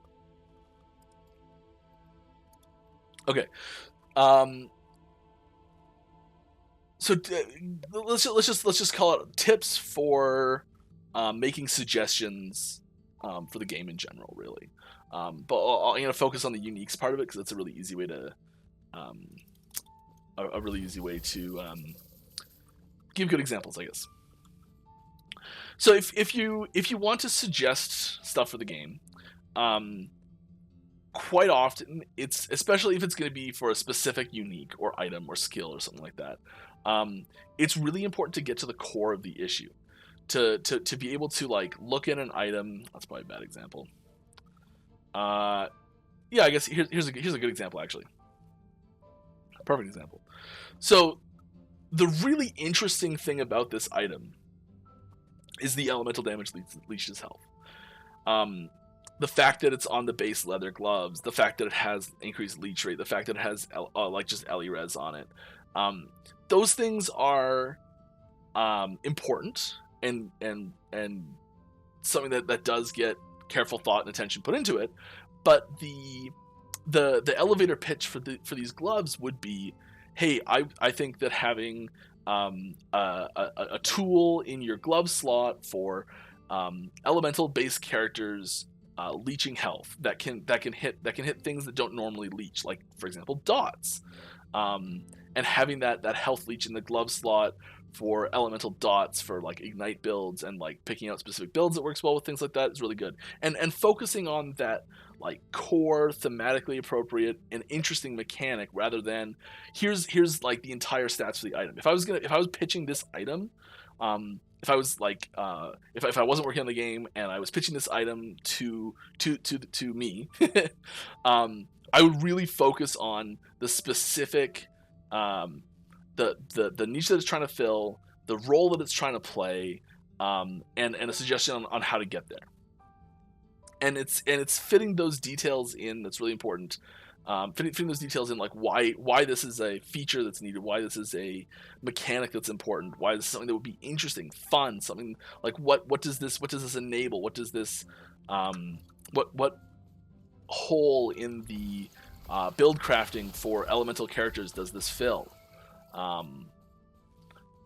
It's that stuff that's really important. And as soon as you start adding in, like, okay, well, this item's gonna have this node, and then this item's also gonna have elemental resistance. Okay, so now you have to say, like, okay, why does it have elemental resistance? If I'm evaluating this suggestion, even if I'm just looking at just the item, and someone says to me, hey, I want an item that has these 4 stats on it, I'm going to say, okay, like, I need to figure out first which of these stats is most important.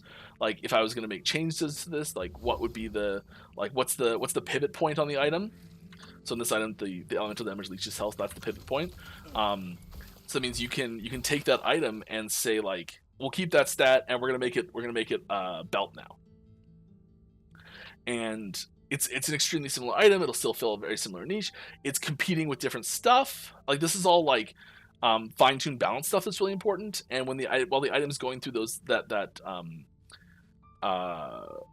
when it's out of ideation and it's more into that, like, the tuning and the balancing and how it's going to fit into the game world, that's the sort of stuff that's really important to figure out then. But getting it into, hey, we're going to make an item that has elemental damage leeches health, that's the important step, and that's the interesting step, and that's the part that the suggestion should be focusing on. And I think that you can kind of expand that to most other things too. So like, let's say you are trying to make a new endgame system, and you're trying to say, like, you're trying to find a new style of activity to engage in. And maybe this is let's pretend the arena doesn't exist. Okay, I want to have a game mode that's kind of it's a little less involved moment-to-moment decision making as far as like strategy planning, and it's more involved in I've set my class my build up beforehand, and I'm going to see how far I can push it in this endless gauntlet of foes to face, right? You're fulfilling this niche in that you're not making these strategic planning points as frequently with the monolith you're picking echoes, with the dungeons you're picking mods on each floor, things like that. It's this push, it's this long term, it's more of a grind as far as like endurance, like player endurance, that sort of stuff. Like it's more about planning that initial character and seeing how far that can go, how far that can push. But in that pitch, if you start trying to get into the real details of that arena, where you're like, okay, so enemies, it needs to be an arena, and enemies need to spawn around you in like mostly a circular arena, and maybe that's not the important part. Maybe it's a really long hallway, and maybe something is constantly chasing you. Maybe there's like a boulder rolling down this hallway that's coming after you, like Indiana Jones style, and you have to like kill things and keep moving. And like that's a very similar thing. It's a pretty big twist. That's a pretty big difference that happens there, and that's a different system, but it still fits that same core feeling and niche that like the current arena that we have sits in. And focusing on and trying to pitch those extra details in there, I guess leaves room for like picking apart the idea a little bit, and sometimes being a little bit more vague and stepping back a little bit and trying to capture the essence of what you're trying to accomplish with the idea can be more effective, and can also leave room for more collaboration as well. So say instead of pitching this rolling boulder behind the character, you just pitch the overarching idea of what the system would be generally. Then other people can add in some extra things they might have to personalize that idea to themselves as well, and then you get a champion that's pushing the idea with you, instead of someone that's fighting you on some detail that's not what you're trying to get in. Because maybe the boulder is not an important part of this, but it's just an example that you've cooked up, and it's just a way to like enhance the idea, and maybe it's a great part of it, and maybe that is what ends up happening in the end. But that initial suggestion, having it, doesn't really help the suggestion that much, I don't think.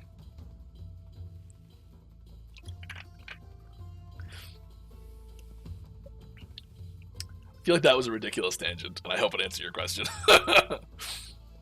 All right, moving on. Are there any plans on making more rare in-game Weaver's Will items, or are they going to stay more common leveling uniques? I feel like we'd need Dungeon to modify them if we had any super rare ones, to be honest, but yeah. So they're I would say, ooh, that's a nice belt actually. They're a little bit in the experimental phase still, and we're definitely looking at feedback from players and how they're experiencing them and how they're like, what they don't like about it.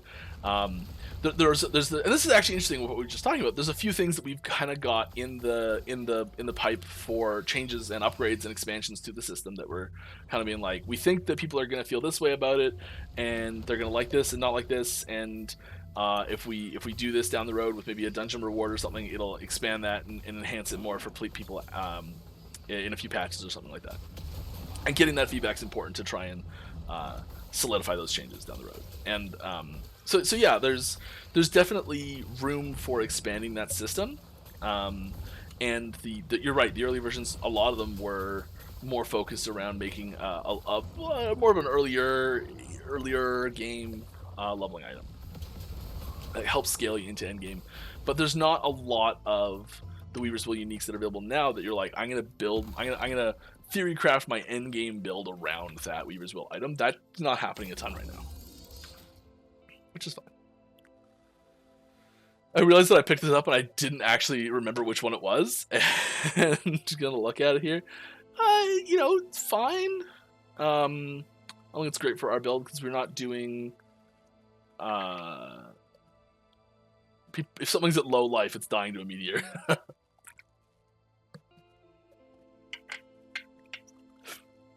Doesn't need that bump. What do you mean? That's the thing though. Like, you can get a bunch of awesome stats that Weaver's Will, and then maybe I do it. Do we do it just for fun to see what we get? Yeah, let's just do it for fun and see what we get. Why not? What's the worst that could happen? Will we both get male and female for all classes as well as a character editor? Character customization is a big topic, something that we would really like to add. It's not something that we are quite prepared to include in the game just yet.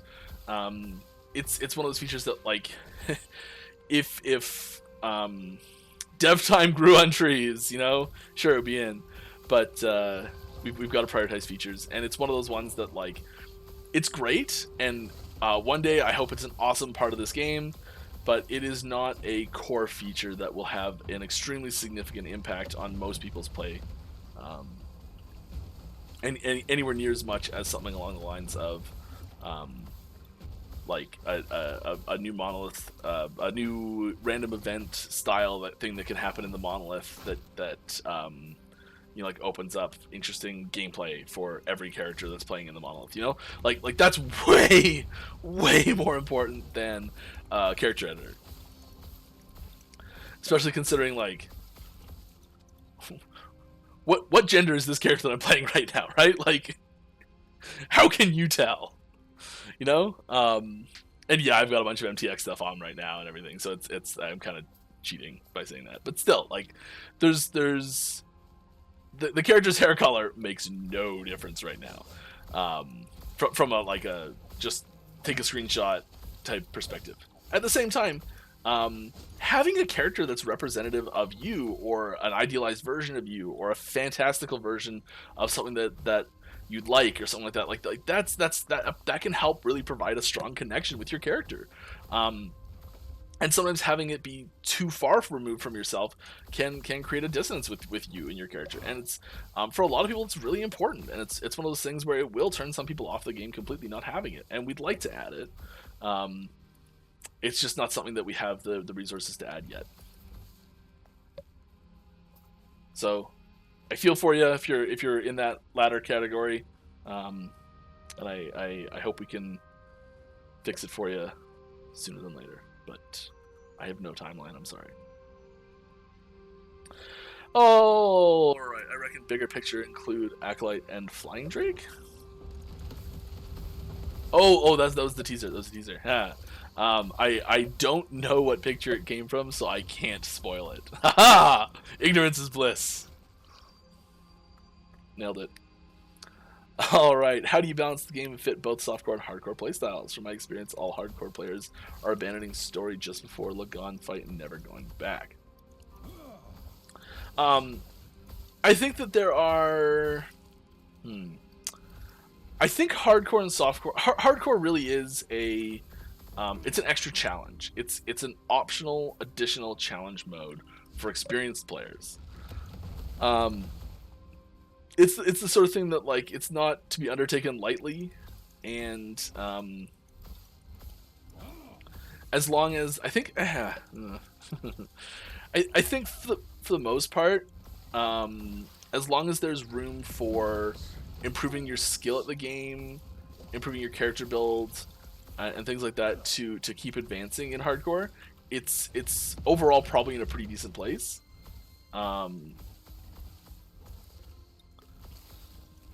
Having content that is intentionally skipped by most people playing the mode is not ideal. We definitely do look at defenses from defenses are the primary place we consider hardcore when balancing game content. And we definitely do look at defenses from a hardcore perspective in a lot of categories. So sometimes we'll say, like, okay, here's this class's defensive options in the situation, from their passives, from their skills, from their gear that they're getting, all that sort of stuff. And we'll say, like, and sometimes we'll look at it and go, no one's going to play this class in hardcore because the defenses aren't reliable enough. You look at defenses like dodge and block, and they're because they're percentage based. It's a chance for this thing to happen. You get those big, because all it takes is one time when that defense doesn't kick in and the character's dead. And so quite often defenses are where we look at hardcore softcore differences the most. Yeah. Ed Gallo13, I just answered that question, which you asked before I answered it, so I'm just not going to answer it the second time. I hope the answer was good enough for you the first time. Will the recent updates old rogue armor models look with recent updates old rogue armor models look outdated? Will you guys remake those armors and potentially update rogue animations? I mean, we're always trying to update things. Anything that fits, that falls outside of sort of the quality standard we're looking for, we're always trying to like, ooh yeah, it's the type of idol you're looking for. Double health idols are always great. If you ever see a double health idol, grab it. Pro tip. What am I getting at? Updating rogue stuff. Yeah. I would say most of it I really love still. So this might be one of those things where it's good to have perceived differences in quality from player to player. So like if you have two pieces of gear, two options, and this one is half the player base hates it and the other half of the player base loves it, and this one is everyone thinks it's okay, this one's way better. This is way better. You want people to have strong reactions to things rather than apathetic reactions to things. And you know, if you've got things in this category where it's strong reactions, you need to have like other things that have alternative strong reactions so people can pick ones they like. But yes, at the same time, you can look at things and say, okay, yes, that's just old and doesn't look as good anymore. So yeah, I we'll always be looking to increase the, like, to bring the lowest quality stuff up to current standards and things like that. And I'm not surprised if some of those have fallen by the wayside a little bit.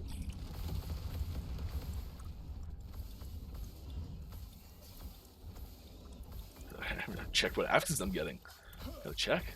I'm gonna be getting cool stuff. Could be anything. Could even be a boat. You know, must be one of those.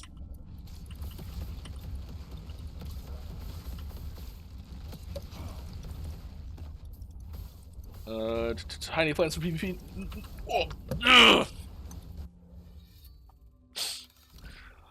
looked away for just a minute. What do we get? What do we get? What do we get? Attunement and armor. I mean, actually, okay, so attunement's actually nice because we're going for mana, and attunement does give mana, so, you know, not the worst thing in the world. Let's go for more XP. Any plans for PvP? Eventually. Definitely falls into the eventually category. The someday, the wouldn't it be nice category. The hopefully sooner than later, but who knows when category.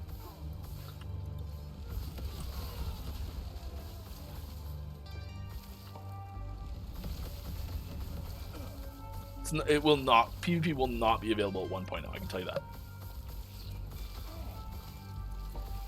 Is there anything you can tease for upcoming mastery?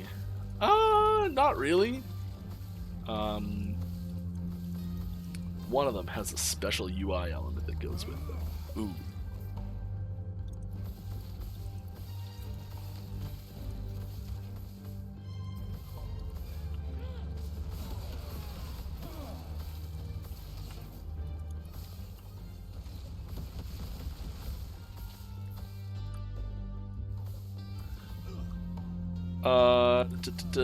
Does the map pool and mods and monolith have identifying themes? Yes, they do. Maybe I haven't been observant enough, or perhaps it's not a thing. It is definitely a thing. Each timeline has specific enemies and specific maps that it can draw from. Yeah, definitely. They're not super duper like tight and narrow, so they're like. Okay, come on, Mike, don't die. If you're gonna die, just try not dying instead. How about that? Yeah, sound like a plan? It does, but I'm not gonna be able to execute it. That was a sweet meteor shower. That was great.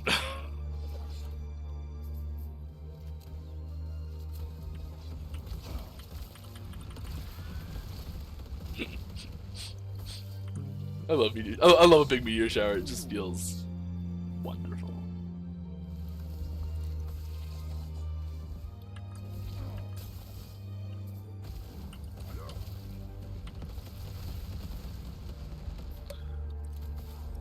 Oh my goodness. out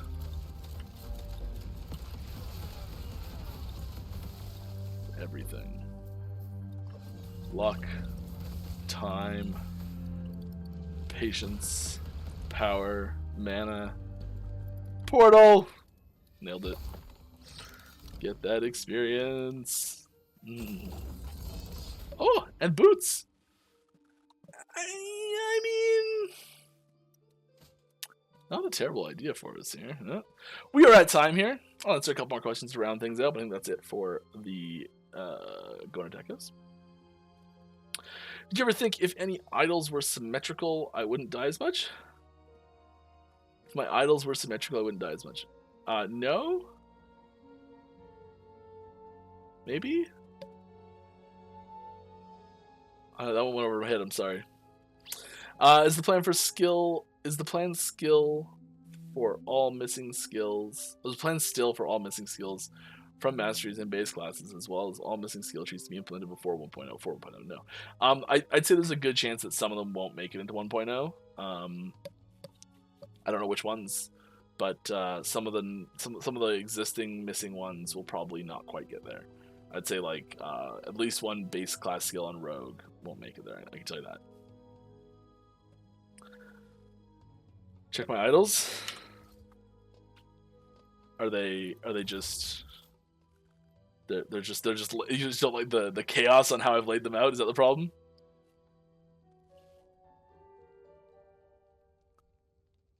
The organization eating away at your soul. Not symmetrical. I hear you. I hear you. I'm sorry. Gonna have to live with it. All right. Well, that'll about do it for me today. I had a ton of fun. I hope you did too. If you asked a question that I missed, we are available on Discord. There's an Acid Devs channel there. I'm extremely active there. I try and answer questions as quickly as possible. There's also an Ask the Community channel there, where the vast majority of the questions that get asked in Acid Devs can be answered very easily. And we're also active on other platforms, other places where people chat and ask questions about the game. I try and keep an eye on our subreddit a fair bit, answer as much as I can there too. And yeah, stop by, hang out. We'll be here same time, same place next week. Another dev stream. If you've got cool ideas for things to do on the dev stream, love to hear that too. But that'll about do it for us today. I hope you all had a great time.